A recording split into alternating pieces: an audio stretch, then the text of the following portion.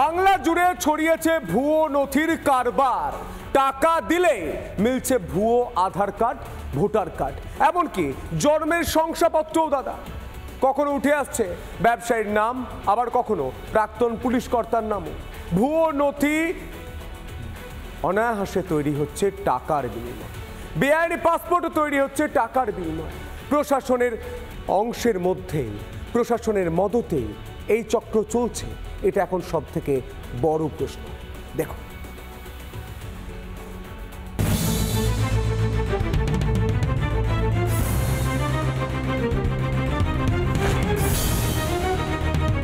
বাংলা জুড়ে ছড়িয়েছে বেআইনি পাসপোর্টের জাল চক্র।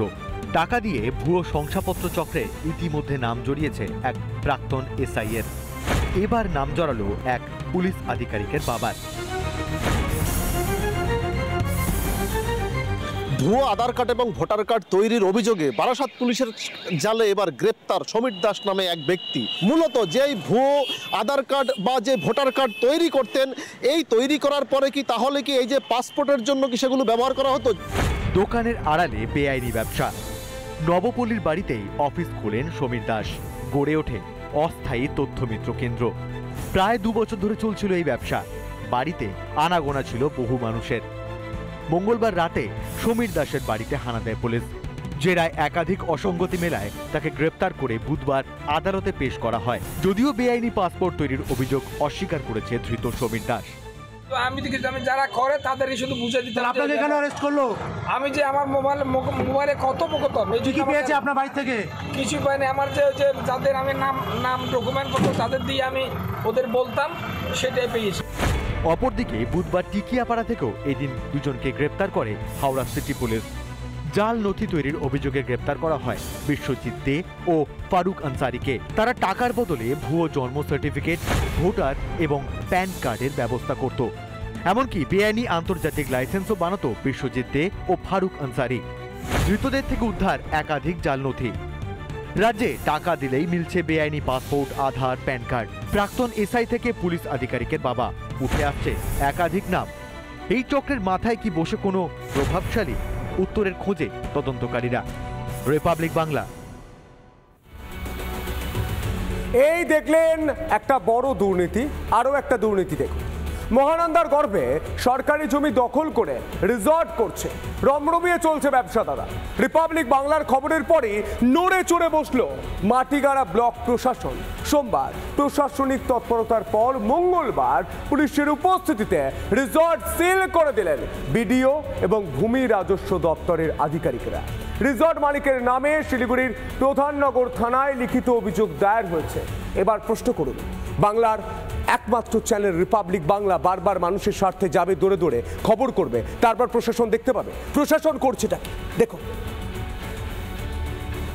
রিপাবলিক বাংলার করা খবরের জেরে ইতিমধ্যে প্রশাসনিক তৎপরতা বাড়ল মহানন্দা নদীর তীরে অবস্থিত রিসর্টে।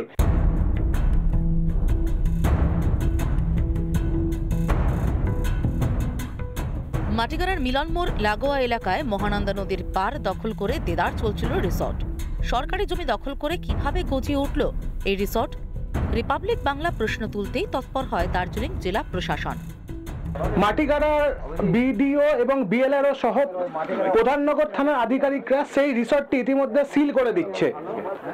রিপাবলিক বাংলায় প্রথম খবর প্রকাশ্যে এনেছিল শিলিগুড়ি মহানন্দা নদীর তীরে মহানন্দা ওয়াইল্ড লাইফ সেঞ্চুরিতে তৈরি হয়েছে অবৈধ রিসর্ট। তার পরবর্তীতে ইতিমধ্যে প্রশাসনের পক্ষ থেকে চূড়ান্ত তৎপরতা লক্ষ্য করা যাচ্ছে। প্রধাননগর থানার পুলিশের উপস্থিতিতে মঙ্গলবার গেটে নোটিশ সাঁটিয়ে সিল করে দেওয়া হলো রিসর্ট। হায়ার অথরিটির ইনস্ট্রাকশনেই আমরা এখানে এসেছি। আমাদের এখানে গতকাল এনকোয়ারি হয়েছিল এবং এটা ভেস্টেড ল্যান্ড বলেই আমরা পেয়েছি, তাই আমরা আজকে এটা সিল করতে এসেছি। এটাতে আমাদের এফআইআর করা হয়েছে এবং এসডিও স্যারের তরফ থেকে এভিকশনের নোটিশও করা হয়েছে। রেকর্ড আছে, ওইটার মধ্যে রূপনি দেখা যাচ্ছে, কিন্তু এটা নদীর খুব কাছে আর ইকোনমিক সেন্সিটিভ জোন যে আছে ওইটার মধ্যে, হ্যাঁ ওইটার মধ্যে পড়ছে। তো সেই ক্ষেত্রে তো ওয়েস্ট জমিনের উপরে কনস্ট্রাকশন এইসব নিয়ে এই জমিটা আছে। কেন এই বেআইনি নির্মাণের দিকে নজর ছিল না প্রশাসনের? তারা কি জানতো না, নাকি এখানেও হয়েছে কাঠমানির লেনদেন? আসলে পশ্চিমবঙ্গে আপনি 5,000, 10,000, 30,000 টাকা গুঁজে দেবেন তৃণমূলের নেতাদের, আপনার কাজ হয়ে যাবে। তারপরে কয়েক বছর বাদে আপনার হোটেল ধসে পড়বে, 100খানা লোক মারা যাবে, তাতে কি আছে? কুকুর বেড়ালের মতো আমাদের প্রাণ যায়। তবে এখনো খোঁজ মেলেনি রিসর্ট মালিকের। তার নামে লিখিত অভিযোগ দায়ের করেছে ভূমি রাজস্ব দপ্তর। মালিকের খোঁজে নেমেছে প্রধাননগর থানার পুলিশ।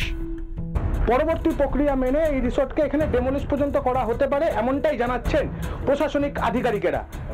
মহানন্দা নদীর তীর থেকে রণজিৎ বোস, রিপাবলিক বাংলা। নানা ধরনের কন্টেন্ট দেখার জন্য লাইক করুন, শেয়ার করুন আমাদের ফেসবুক পেজ, সাবস্ক্রাইব করুন আমাদের ইউটিউব চ্যানেল। পাশাপাশি অন্যান্য ব্রেকিং নিউজের জন্য অবশ্যই চোখ রাখুন রিপাবলিক বাংলায়।